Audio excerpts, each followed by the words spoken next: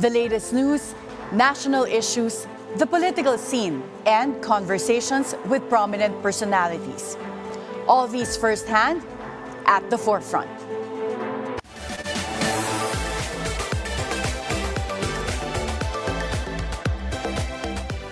Good morning. I am Attorney Karen Jimeno. It's been 14 years since Mary Jane Veloso was convicted and sentenced to death by firing squad in Indonesia for drug smuggling. And 9 years after being granted a temporary reprieve of her death sentence, Mary Jane Veloso is finally coming back to the Philippines to serve her sentence this December 2024. President Bongbong Marcos made the announcement last week after a long-standing request to the Indonesian government was finally granted. After government efforts that spanned more than a decade and 3 presidents, how important is it for the Philippines to bring back Mary Jane Veloso? Joining us live at the BNC studio is the former Cabinet Secretary and former DFA Secretary, Rene Almendras. Good morning, Sec. Rene. Hi, good morning, Karen. First, can you walk us through the events that changed the life of Mary Jane Veloso? First, she was supposed to work in Malaysia, but how did she end up in Indonesia? Well, I don't remember the exact details. All I know is that she was offered a job there and that there was a recruiter who recruited her, promised her something, only to realize it wasn't real. But she was already there. She was given a package. She did not know, hindi niya alam kung anong laman nung binigay sa kanya. Tayong Pilipino, may pakiusap na padala. And then it was drugs pala, and then she was caught. So, I guess ang pinaka-importante na nangyari, yung sinasabi kong last 48 hours before the time she was supposed to be executed. Prior to that, President Aquino already said, we will do anything and everything we can to save her life. You must remember, when we came in, we had a floor contemplation to deal with in Singapore. President Aquino always said, every Filipino life is worth saving. Pag may bagyo nga, yung battle cry always ng kabinete was, there must be no deaths. Minalas naman kami. We had so many of those. There was an ASEAN meeting in Langkawi, Malaysia. Malaysia was the host. Unfortunately or unfortunately, the ASEAN gathering there was going to finish on the day or the day before she was supposed to be executed. So when we went to Malaysia, there was a request from the Philippine side for bilateral. Kasi pag may gathering na ganyan, since nandun yung mga head of state, you take advantage of the presence, you have bilateral. A normal bilateral would have the head of state, in our case, the president, and a few of us cabinet members. In those bilateral meetings, we discuss trade, business, finance, whatever else. Depending kung sino yung kabilateral mo, the president will ask cabinet members to join him. I remember that the request for a bilateral with Indonesia was submitted because you do months before those gatherings, ang dami nang nangyayari, dami nang exchanges, topics, discussion. Nag-request tayo ng bilateral with Indonesia. At that time, the president was it already Joko Widodo? Yes. And then, syempre, pinag-uusapan ko kung ano yung agenda ng bilateral. We presented, again, Al Secretary Del Rosario presented that there was going to be a discussion about Mary Jane. Syempre, yung Indonesian side, by then, we had exhausted lahat ng pwedeng gawin. We exhausted the diplomatic options. Our ambassador to Indonesia presented our appeal officially. We presented our appeal to the ambassador of Indonesia in the Philippines. President Aquino wrote an official letter to the President Widodo and then a personal letter to President Widodo. And wala, zero kasi sabi ng Indonesia, hindi namin ginagawa yan. Ang dami na namin na-execute for drugs because gusto namin ipakita na seryoso kami, hindi namin tatanggapin. So nung na-request yun, syempre yung Indonesian side, sinabi na, di ba napag-usapan na to na wala kaming magagawa and all that. So nag-request ng 4 eyes. What does 4 eyes mean? Karin yung 4 eyes kasi, sabi ko, bilateral minsan buong kabinete or kung sino yung involved, no? Yung four eyes is just the head of state and another person. Sometimes, yung four eyes, kung it's purely about trade or security, it's the President and the Secretary of National Defense. Oh, so it's literally the eyes. It's because literally the I eyes think it's kasi a letter I, but apat that's lang why kayo. apat lang yung mata. Okay. So, pag sinabi mong kayo lang sila lang mag-uusap, this case, sila lang talaga. Usually, translator yung isa kung kailangan or what. No? But, in other words, pag sinabi mong mag-request ka nun, napaka-seryoso nitong topic na to. And President Noynoy Aquino requested it at that time with Yes, President and as a Widodo. courtesy, you never refuse a request from another head of state. I remember the night before, so this was 2 nights before the execution night of Mary Jane. We were in Malaysia, we were preparing for this meeting, and sabi nga ng namin, ano pa bang pwede nating sabihin? This is the question ng Pangulo. Pinaliwanag na natin lahat ng kailangan kung bakit inosente siya, hindi niya alam na may drugs pala and all that. Ano pa ang pwedeng sabihin? I remember the discussion went to the point of, kasi tayong Pilipino, nasa kultura natin yung pagpahalaga sa buhay ng tao. Now, remember, we were dealing with a predominantly Muslim country. We were Christians. We couldn't even say na, hindi kami mga, hindi. So the posturing was, iba yung pagpahalaga natin sa buhay ng tao. Sabi pa nga namin kaya nga walang suicide bomber na Filipino, di ba? Kasi lumaki tayo na yung pagpahalaga natin sa buhay ng tao iba. So, imagine the conversation between two heads of state in that context. Not a technical discussion, not a geopolitical trade or anything to that effect. Anyway, that meeting happened. It didn't go well. I know it didn't go well because when they came out of it, the president didn't look happy. But there was a reception kasi final night ng ASEAN So merong yung final dinner and all that. So very busy yan. Ang daming nangyayari. I'm covering so many other discussions with other governments. At the reception, the president, I was already told the president wants to meet you and Sec Albert right after.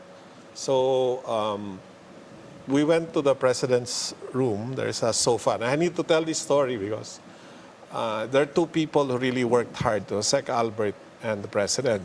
Secretary Albert Del Rosario was the Foreign Affairs Secretary at that time. Okay. At that time, sinabihan na si Secretary Del Rosario na wag na siyang bumiyahe. He had a back problem, na-operahan na siya. At sinabi na ng mga doktor, wag ka nang bumiyahe. Huwag ka nang, hindi mabuti yan, delikado yan, baka ma-paralyze ka to be exact. No?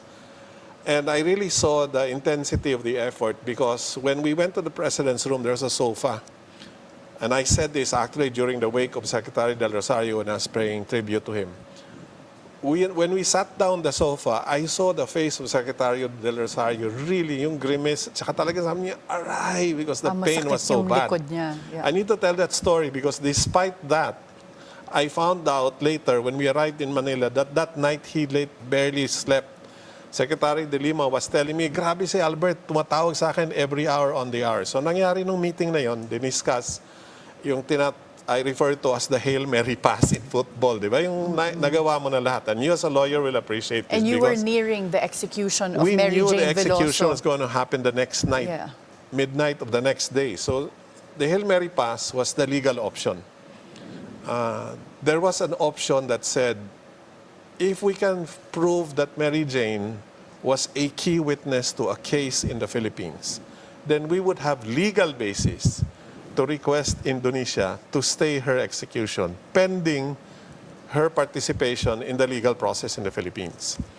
Remember, I fully understood President Widodo's situation. He couldn't stay because there was an Australian that was going to be and was eventually executed. And for years, they've been executing Europeans and whoever else for the same offense. So parang... So there was really not much basis for an exemption suddenly. Parang sasabihin mong, so what's special with the Philippines? Why will you save a Filipina and you executed everyone else? Yeah. So that night, sinimulan yung last Hail Mary pass na yon. So ang usapan was, the cases should be filed in the Philippines and you as a lawyer know, hindi lang siya yung prosecutor, yung You had to reach a Yes. level wherein the court will determine who are the witnesses. Yes, yeah. So, So how Secretary, did they do that in we what, did less that than in less 24 than hours? 24 hours. Oh my So, goodness. walang So you had tulugan. prosecutors suddenly working and Okay. then Then the problem the was, case being suddenly raffled off to a court. so yun yung initiative ni Secretary De Lima. Kaya sinasabi niya hindi siya nakatulog because almost every hour tinatawagan siya ni Albert. So eto na ngayon yung sitwasyon. Hindi namin alam kung tatanggapin ng Indonesia itong sitwasyon na to. So kinakausap ni Secretary De Lima yung prosecutor ni Mary Jane sa Indonesia. Eh masigasig yung prosecutor doon, 'di ba? Kasi trabaho niya yun. That's what he's supposed to do. And again, hindi niya pwedeng i-accept dahil maraming ibang tatamaan. So, eto na, the next morning, gising na kami, pauwi na kami ng Manila. That was the only time, yun nang nahuli na yung nag-file na ng case, na-determine na. Pero, imaginein mo na kailangan umabot dun sa point na na-raffle na and all that. So, pauwi ng Manila, sabi na namin, kailangan malaman na ng Indonesia na meron tayong, kumbaga, bagong paraan kung paano natin. Yes. What case was filed out of curiosity where Mary Jane could be a witness? Yung recruiter niya. So it We was a filed case for illegal against recruitment. the illegal recruitment and trafficking and all. We had to take the case to a criminal level which was internationally. I'm sorry, I'm not a lawyer. You probably understand this more. We had to prosper the case to a level na it was an internationally accepted situation, that there is a live case. So while we were doing that, the problem was to let the Indonesians know that we were going to do this and to get a temperature check kung what their thoughts are. Siyempre, yung prosecutor na kausap ni Sec Laila was very adamant in saying, yeah, but you have to follow your own laws and procedures in filing that case. So there's a picture of the president on the phone. Okay, we were on the plane. Everybody was on board already, but we could not take off because the president wanted the head of state of Indonesia, President Widodo, to at least know this is what we're going to do. So you had Secretary De Lima dealing with the judiciary and the of Indonesia. You have Secretary Del Rosario dealing with the Ministry of Foreign Affairs. Yes. Si Retno, she became a very good friend. Until now, she's a good friend of mine. And then I was in charge of dealing with the Office of the President. Unfortunately, nag-take off na yung presidente ng Indonesia. He was on the plane. So, I mean, Because you were all leaving Malaysia at that time. lahat paalis na ng Malaysia, pauwi na eh. So, we couldn't get to him. That's why President Aquino said, I want to talk to Minister Retno to tell her na we're going to do this. So, as records will show, she did say, yes, I will make sure the president knows. Wow. So And we these board the were flight. like a few hours before the execution, Okay, right? so we board the flight. Eh, malayo-layo yung walang kahoy, di ba? I think it's about 4 or 5 hours. Eh, pag-landing namin dito, it's early evening na. And in that time, there was no connection, meaning wala pang Wi-Fi sa eroplano ninyo Walang that wifi time. sa aeroplano, wala pang Viber, wala pang WhatsApp, So cellphone lang talaga. talagang suspense yung Yeah. buong 4 to 5 hours. Ano nga eh, alam ko, the other cabinet members were already on board the plane, but nasa baba, ako, si Secretary Del Rosario, then lumabas si Pangulo, tapos tinawagan niya si Retno. So, pagdating namin, the next step was, what is the documentation na ipapadala natin to Indonesia to prove na nahabla na dito yung recruiter, na may kaso na dito, na may gagawin. So, that was the initiative. Kaya, photo finish tayo because sabi nga namin, even President Aquino said, by the grace of God, nagawa to. As a matter of fact, yung Hail Mary pass na yon was so bad na the President called Sister Agnes, yung madre sa Davao na paborito niyang kausap. Sinabi niya, Sister, pagdasal niyo kasi eto na yung, kumbaga, eto na to. Pag hindi pa rin na ilusot to, tapos na, wala na tayong magagawa. So, we finished it. Fortunately for us, Mary Jane was number 1 on the list. I think she was number 6 in the execution sequence. She was already given her meal, she was dressed, as a matter of fact, she did not know. All she knew was, and I don't even think the family knew, ang nalaman lang niya na biglang nung natapos na yung iba, sinabi ni Serbian siya, hindi ka matutuloy. Grabe. Imagine and the that was tension for hours, her and that as was well. hours, because the President had to sign the letter, Secretary De Lima had to complete, kasi hindi lang naman sulat. Siyempre may All the supporting supporting documents. documents, And the and court then- would have to issue them and, of course, And then authenticate. si Secretary Del Rosario signed it to endorse it to the government of Indonesia, and the President had to sign it. And that was all done close to midnight. Oh, my goodness. And then the prosecutor said, okay, natanggap na namin. Ano pa yun fax pa yun. Yung, Oh, I was going to ask hindi it, pa yun- if you were able to send like scanned copies via an Okay, email or wala did you pa have to nun. courier? And then the other hard copy was to be brought here. So yun na yung nangyari. And then the President called me about 3 o'clock in the morning and said, bukas ng umaga, gusto ko ikaw ang mag-press con sa Malacanang press briefing. The reason for that was because he said, ayaw ko na ma-offend ang Indonesia. We have to make it clear because we understood the complexity of Indonesia. Yung marami na kaming na-execute. Iba-ibang bansa na ang nag-request, wala kaming binigay. And so, that was the story. And the basis really was the fact na may kaso dito sa Pilipinas to which she was a key witness. Therefore, we needed her alive. And I think there's international practice on something about witnesses and all that Indonesia decided to respect. This is the first time it was done, I'm told. Wow. Whose idea was it? Okay, Sinong that's exactly what I nakahanap ng cannot research remember nito? now because I had to call Secretary De Lima over the weekend. Sabi nga ni Laila sa akin, siguro dapat magkwento ka na kasi dalawa na lang tayong buhay na naiwan na nakakaalam sa... Yes, so four of you worked hard on this. Former President was really the Benigno Aquino President, and then former Secretary DFA Del Secretary Rosario. Del Rosario. At the wake of Secretary Del Rosario, I told Tita Gretchen, the wife, sabi ko, if there was somebody who should be given credit for Mary Jane's life, it was... I mean, imagine, this was an old man with a back problem who was supposed to stay home, lie down, and not travel, and yet was so intensely, talagang nandun siya, talagang nahiya nga ako, siyempre, gusto mo na matulog. Pagod ka basta ASEAN, pagod ka dahil 3 nights kayo walang tulog. Every night, si Pangulo will have a meeting or a speech. So the night before, we would be with him to prepare. Medyo, President Aquino was very... Gusto niya pinapag-aralan niya lahat. So, babasahin niya yung speech niya, i-edit namin yung speech kapag bilateral. And I remember he mag-uusap. always fact check. Like if Hindi there's pwedeng- statistic there, he would ask Okay, if this so is accurate. it's very, kaya ako, ang practice ko noon, kahit gusto ko na matulog, hindi mo na ako matutulog hanggang hindi siya matutulog. Dahil pag iniwanan mo siya at may babasahin niya, pag may nabasa siya na hindi malinaw, malamang tatawagan ka. Sa pre, ano to? Kamsek, ano to? Bakit ganito? So, pagod na lahat. But the energy of Secretary Del Rosario and President Aquino was so intense. Talagang yung single-minded direction na, no, we will save her life. And true enough, that was the wonderful story. And I was talking to people earlier in your team. They're saying, Sir, bakit hindi to lumabas dati?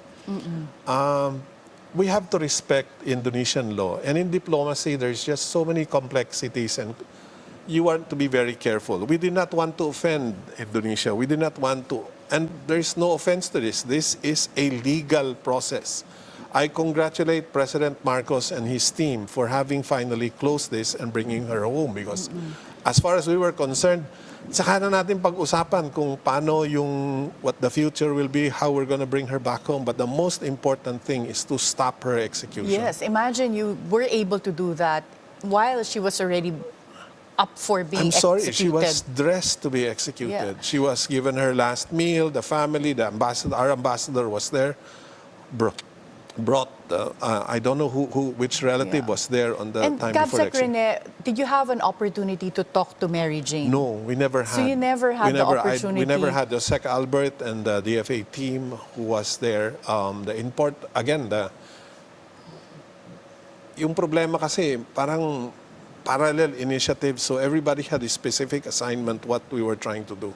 We were calling Indonesian friends. We were calling anybody who would, at the very least, and everyone we talked to said, sorry, wala kami magawa. Ganyan talaga dito. Pag drug offense, execution talaga. Yan ang ano.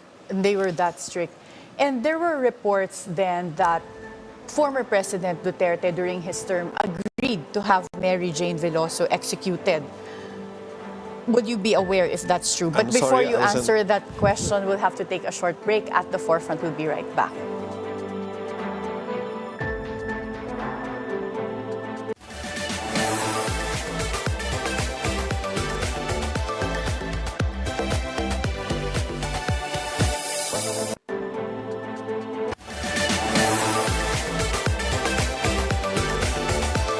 Welcome back at the Forefront. Cab Sec Rene, there were reports before that said that former President Duterte had agreed to the execution of Mary Jane Veloso. Are you aware if this is accurate? I'm sorry, I'm not aware. To be honest, after we stayed the execution, the idea was also about the case here. We knew that how the case here will prosper will affect her situation because the legal stance, yung legality was, hindi siya pwedeng i-execute dahil key witness siya sa kaso dito. So, I got out of government, I got out of DFA by then. I'm sorry, I don't know anymore what the developments were. So I was very happy when I heard President Marcos' announcement. I said, wow, congratulations to the President Marcos and his team because kumbaga, they finished it too. Yes. They closed this issue. Yeah. Yes, Mary Jane is coming home, and we don't have death penalty in the Philippines. So, I mean, the life of Mary Jane is assured na forever at least. Yeah. Well, former Agriculture Secretary Manny Piñol did clarify before that at that time, President Duterte did not push for the execution of Mary Jane Veloso. But at that time, did Mary Jane did she have the opportunity to be called as a witness for that ongoing case in the Philippines? Because that would have brought her home sooner. Yeah, but that's part of the negotiation already. Can she witness from where she was or, provide?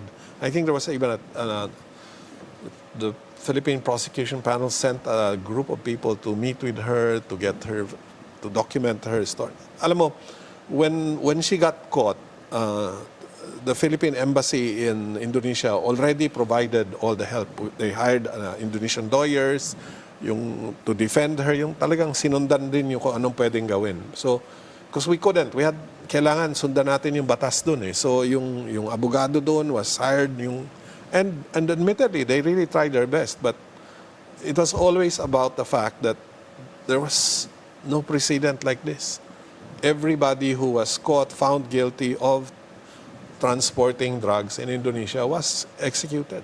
Yeah, and I think as a lawyer, it was really creative legal solution to come up with that Hail Mary pass of having the case here prosecuted for illegal recruitment and then having her as key witness. It was Secretary De Lima who completed that whole option. She was the one who researched and did the whole stuff, and I think she was even the one who thought of it because I remember a meeting when we were saying, okay, there's a diplomatic option, there is a political option. Is there a legal option? There was that question. So you were all working in parallel because it sounds like you really exhausted the whole diplomatic option and even having the Four Eyes request. Alam mo, pasensya na, may he rest in peace, but Pinoy can be very kulit. And he was so, how do I say it? Siguro almost obsessed. No, we cannot let her die. Yung talagang, and there were regular discussions and sometimes he just, ano na. So there were regular, kaya ako familiar with the assistance that the Philippine embassy in Indonesia gave her was because we would get, upon the president's request, regular updates on the status every time there's a hearing, kung ano na nangyayari. So, it was, again, I was the one who did the press con the morning after. I had very clear instructions from the president because it was a sensitive matter at that time. So you couldn't have the tone that this was good news, like you couldn't have said that we are bringing her home because Saka, that's not hindi that's not the pwedeng- context in hindi which nga you pwedeng requested her. celebratory yung stances. So I had to be very laid back in the announcement that Yeah. okay, parang sige, for now okay na tayo. We are grateful to the Indonesian government because they did not execute Mary Jane last night.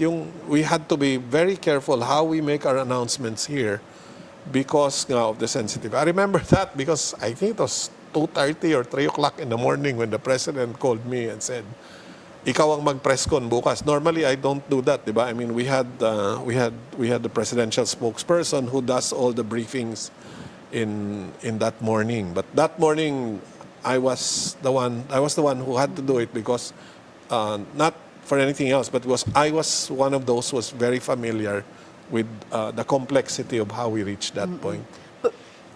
Well, at that time, were you able to give updates to the parents? Yes, there was DFA. In DFA kasi there is a whole division, assistance to nationals. We call it ATN. When I was Secretary of Foreign Affairs, we were very busy with ATN. We rescued nurses out of Libya when ISIS and so many. So part of the process is somebody here is dealing with the family, and somebody in the embassy of the country where the national being assisted is in coordination with that. Well, that's good to hear. And right now, on the line, we have from Nueva Ecija, the parents of Mary Jane Veloso, Cesar and Celia Veloso. Good morning po, Mang Cesar at Ma'am Celia. Good morning din po. Mang Cesar, ano po ba yung hanap buhay ni Mary Jane bago siya pumunta abroad? Nag-Dubai din po ba siya dati noong 2009? At ano po ba yung trabaho niya doon? Domestic lang po, domestic lang. At matapos po yung kontrata niya sa Dubai, bakit hindi na siya bumalik doon sa Dubai or dito po sa Pilipinas? Hindi po natapos yung kontrata niya po sa Dubai, siyam na buwan lang po. Dahil minimalitrato ng amo, kaya pinauwi po namin siya. Ma'am Celia, gaano po ba kahirap yung buhay ninyo doon? Bakit kailangan po magtrabaho abroad ni Mary Jane? Mahirap lang po talagang buhay namin. Talagang lahat po nasubukan namin. Namumulot ng mga basag na bote, lata, yero. May buhay lang po kami sa kanila. Meron po bang mga iniwanang mga anak si Mary Jane nung nagtrabaho siya sa ibang bansa? Meron po dalawa. Opo, meron dalawa. Sino pong nag-alaga? Ako po. At paano po nakarating sa inyo nun yung balita na nahuli si Mary Jane sa Indonesia for drug smuggling? Din lang din po namin nalaman kasi po, nung pong nakaalis po siya kasi Maria Cristina Serio, dumating po si Maria Cristina dito sa Pilipinas, 27. 27 po dumating dito. Hindi po siya tapat sa amin na si Mergin na nakakulong. Kasi po, umalis po si Mergin dito, alam niyang birthday ng tatay niya sa May 9. 9 ko po gaganapin, pero May 10 po ang birthday ng tatay. Ngayon po, nung May 9 po, tumawag po si Mergin sa amin, masaya. Binati po niya yung tatay niya, kinanta niya na happy birthday. Kaya hindi po pumasok sa isip namin na nakakulong na po pala siya. Anong tumawag po siya sa inyo noon na binabati yung tatay niya, si Mang Cesar, ng happy birthday? Nakakulong na pala siya that time. At ayaw niya lang sabihin. Ilang taon na po yung mga anak niya nung time na yon? Yung pong panganay, magpipitong taon po. Yung pong bunso, 1 taon, 4 na buwan. Nung nalaman niyo po, Mang Cesar, na nakakulong si Mary Jane, paano po kayo humingi ng tulong sa gobyerno? Hindi po kami nakatulong. Humingi ng tulong po dahil si Cristina Serio po, dahil pinadaan kami na huwag kaming lalapit sa mga mataas na tao dahil sila daw po ay isang national na sindikato. Kaya po, hindi po kami ilabit. Kaya kayang-kaya daw po nila ilabas at 5 milyon, kayang-kaya po nilang bayaran. So ang pakiramdam niyo po nung time na yon ay makakalabas po si Mary Jane at makakauwi? Hindi po. Wala na po kaming pag-asa na sa mga Araw na nanlahin po kami sa ating Panginoon. At lalo na po ang ating ina. Siya po ang nagbigay ng tatag ng loob sa amin dahil siya po na pinapangaral niya na huwag basta na po walang yung tatay, kakasi na lang po tayo sa ating mahal na Panginoon. Manalangin po tayo. Yun po ang sinabi po ng ating. Sino po to, Mang Cesar, yung nagbigay sa inyo ng pag-asa? Hello, Mang Cesar? Hello po? Sino po yung tinutukoy ninyo na nagbigay sa inyo ng pag-asa na wag pong sumuko na makauwi si Mary Jane Veloso?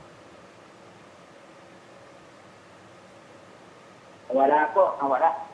Nawala po ba? At yung kanina pong sinasabi ninyo, sino po yung nagbigay sa inyo ng pag-asa na makakauwi si Mary Jane?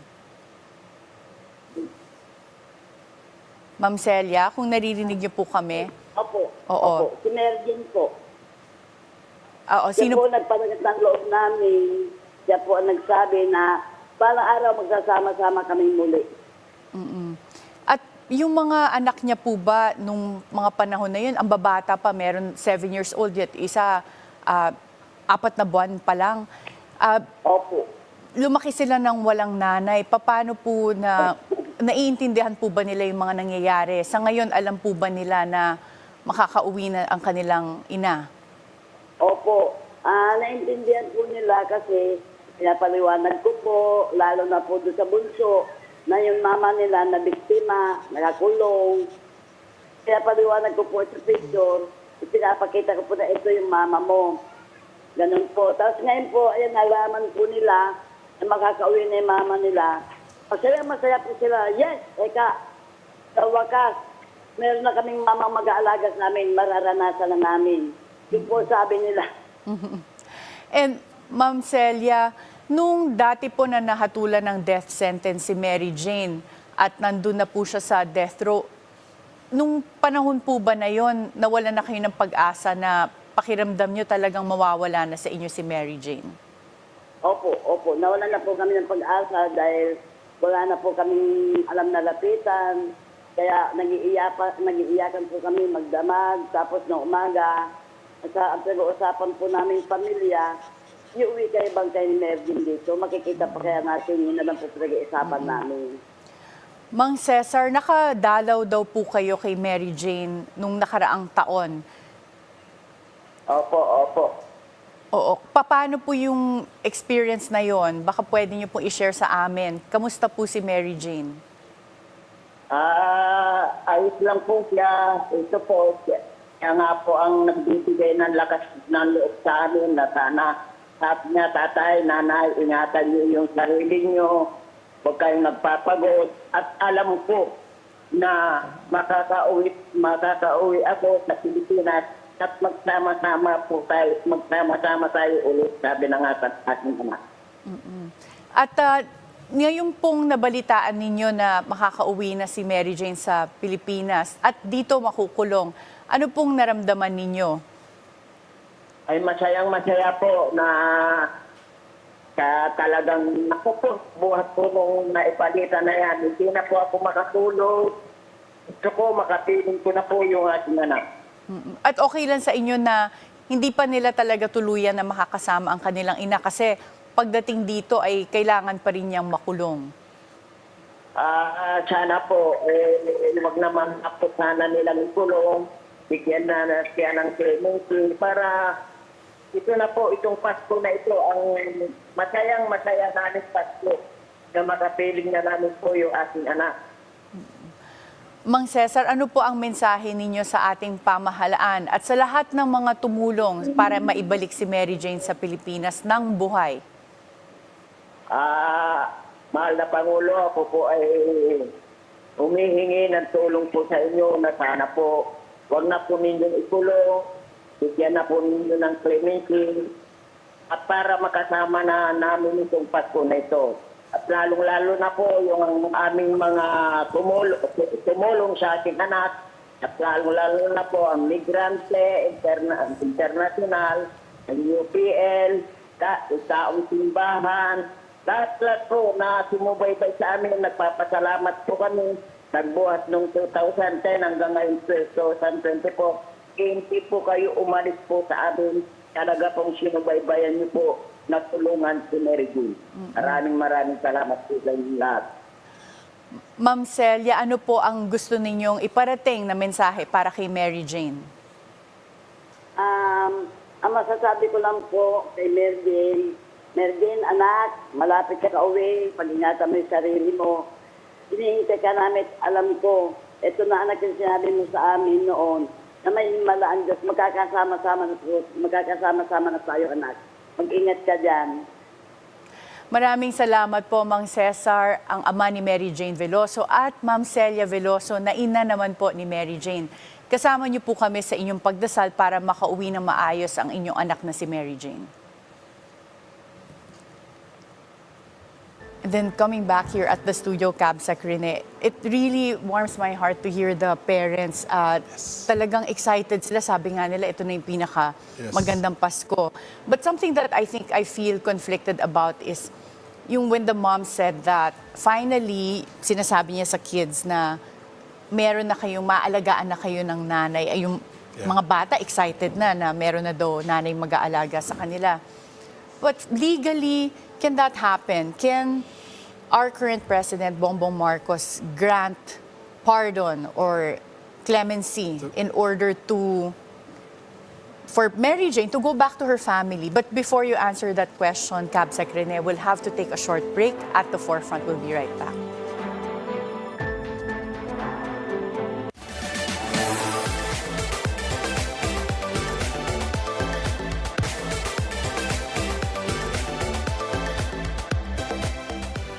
Welcome back at the forefront.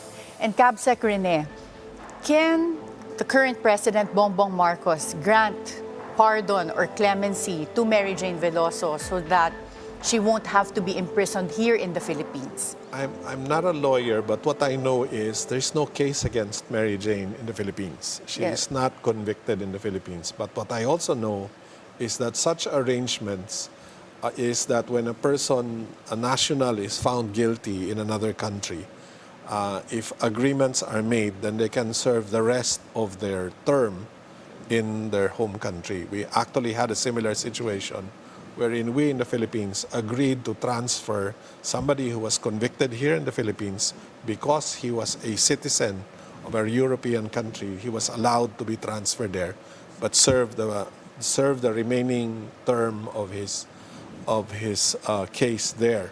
The problem is, if in the eyes of the Indonesian law, the penalty for the offense is execution.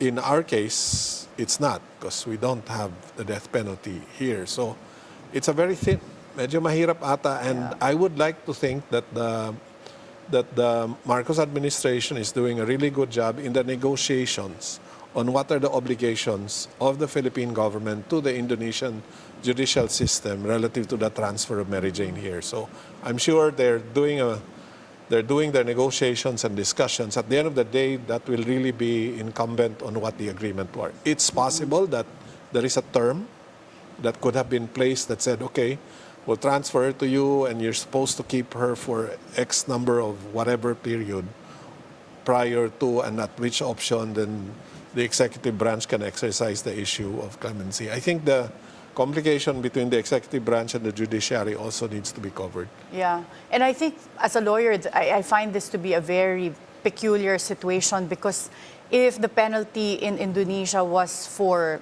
execution, then there is really no term to be served. Therefore, if she gets transferred here, there's really no term that could be continued because there was nothing to be determined there. We are waiting to see here as well, like what those terms would be for the transfer. But we do hope that it can lead to Mary Jane going back to her family.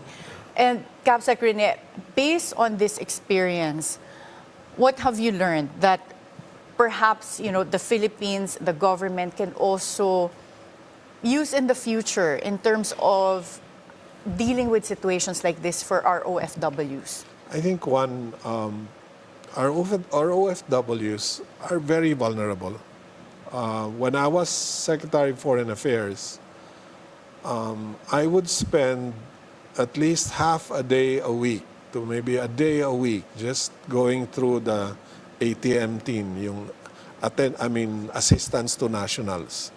One was always budget. Sa DFA, parati kong pinapaglaban na dagdagan yung budget for ATM. Bakit? Kasi gastos yun eh. Pag may hinabla na kababayan natin sa ibang bansa, hindi tayo pwede magpadala ng abogado na galing sa Pilipinas. Kailangan kumuha tayo ng abogado doon sa bansang yun na marunong. Is that what you did for Mary Jane? You hired a lawyer in Indonesia for her? So tapos, usually maraming complications na yung proseso nila, iba sa proseso nila. So kailangan mong mag-hire ng mga marunong doon sa mga proseso nila.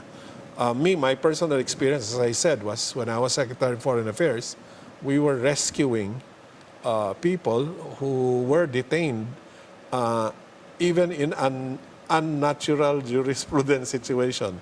ISIS took over Libya.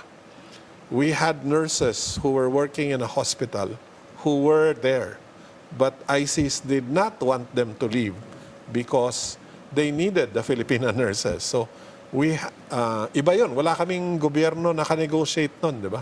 So we had to deal with informal, non-government. At that time, again, we kept that such a big secret because we did not want the complication of which countries helped us or saan natin dinaan, because clearly, I could not fly them out of Libya. So I had to transfer them from Libya to another country before I could bring them home. And how we did that, I'm sorry, I cannot detail because I am sworn to secrecy for the rest of my life na hindi natin pwede ikwento, but totoo yun. Talagang kawawa yung mga kababayan natin na OFW. And I think the learning there is to be creative and innovative. Well, now with the Department of Migrant Workers, do you think that at least when it comes to resources and having enough manpower, the attention to OFW should have improved? One of the justifications I had when I requested for additional budget for DFA for ATN, yung assistance to national, is that you also need to understand the country of destination. Lahat ng bansa kung saan nagtatrabaho yung ating mga kababayan, iba-iba yun eh. Hindi pare-pareho yung sistema doon. In the Middle East, iba yun. Sa Europe, sa Italy, iba yun. So, dapat tayo, since marami tayong kababayan na nandun, pag-aralan na natin kung ano yung mga patakaran, ano yung mga regulasyon, ano yung mga legal options, what is it, can we post bail and stuff like that? Because in some countries, bail is allowed. In others, it's not. But then, in some countries, it's a religious process.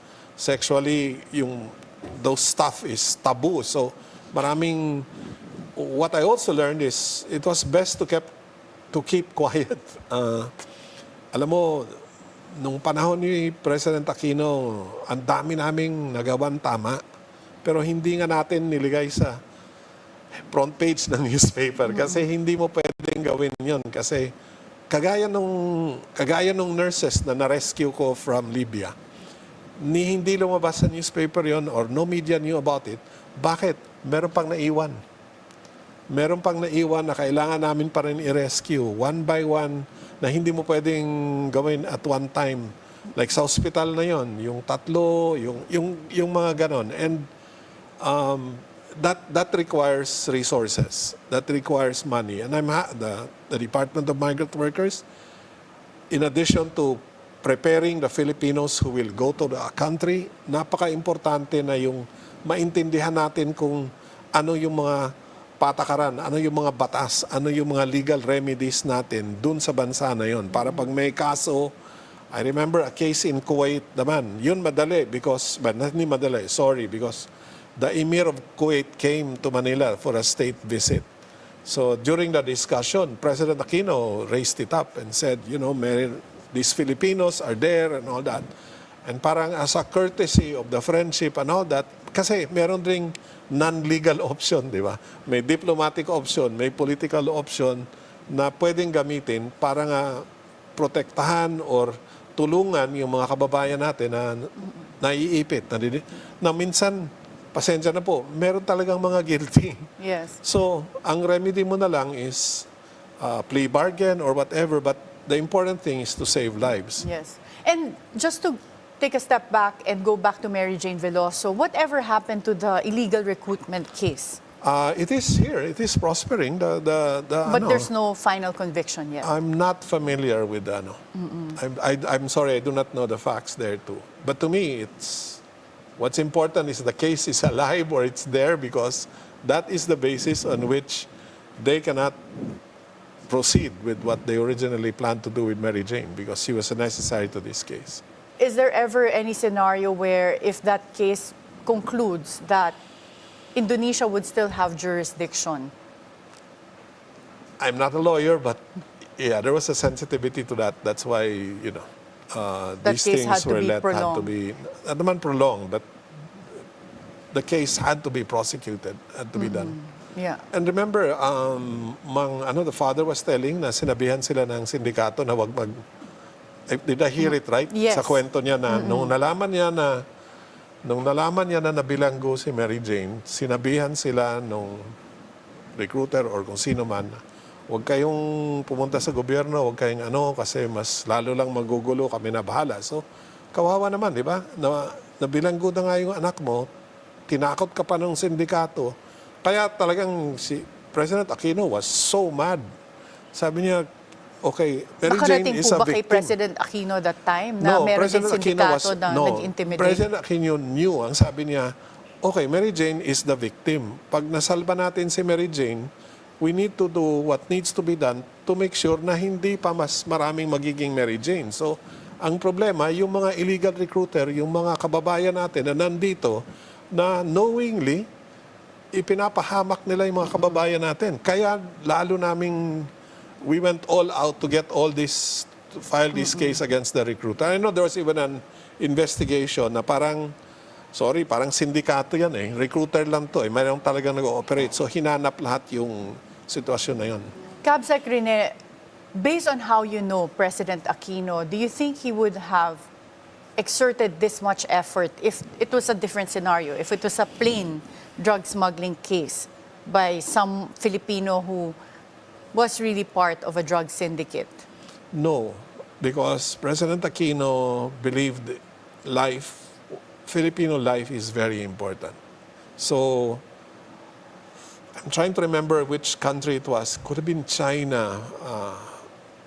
Nag-confess, nag-admit, inamin na yes, saka inamin na ilang beses ko na ginawa to. And yet, the instructions from President Aquino was, we still go all out to try to save them. Because yun na nga, remember I told you, yung session on what can you say to the President of Indonesia who already told you na wala akong magagawa, my hands are tied and all that. So that was the whole dialogue on how important is the Filipino life, the cultural aspect of it. And were you able to provide, was the government able to provide financial support to Mary Jane's parents and the children while she was undergoing I know that there was a DSWD effort. trial? Yeah. Sec Dinky Suleiman was in charge of that. I don't know if it continued. I think the father's on his way to DSWD or something. I know that there was some arrangement done. I'm sorry, I'm not fully familiar with the details of that. Yeah, because I was really sad to hear that the children were so young by the Alam time mo, she yung left. That was one of the mabigat na issue ni Pinoy was may mga anak. I mean, a mother, it's like flor contemplacion kind of thing. But thank you so much, Cabsec Rene, and I think from us, just hearing your story, to me, it sounded like a series. I'm really thankful that you shared this with us. And I think you did this for the first time, right? This is the first time the public is hearing about it. publicly spoken in this context. And I actually was hesitant because knowing the sensitivity. But then somebody told me there were 4 people who knew all the details. Everybody knew, everybody in Malacanang knew.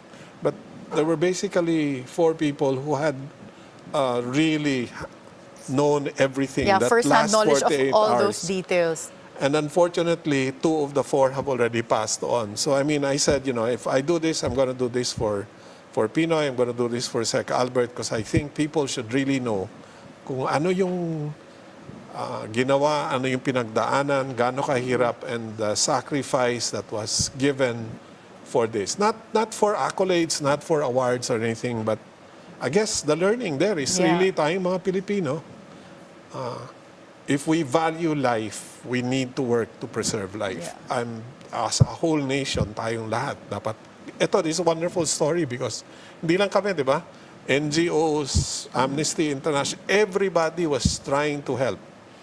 Okay, naawa ang Diyos, binigyan tayo ng Hail Mary option.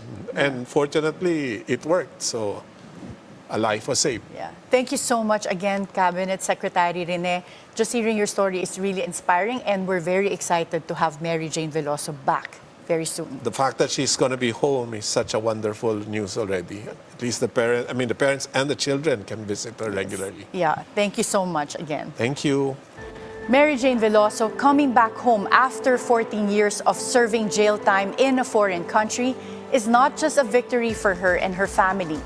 It is a legal and diplomatic milestone for the Philippines as well. Be timely informed, be insightful of the news. Always stay at the forefront. Join us again tomorrow for meaningful conversations that would help you form an objective personal opinion. And before we go, Politico 365's book entitled The Charter Change Timeline From Hopes to Hiccups is now available at all national bookstores and fully booked branches, as well as in airport stations. So grab your copy now. This is Attorney Karen Jimeno. Thank you for spending your hour with us.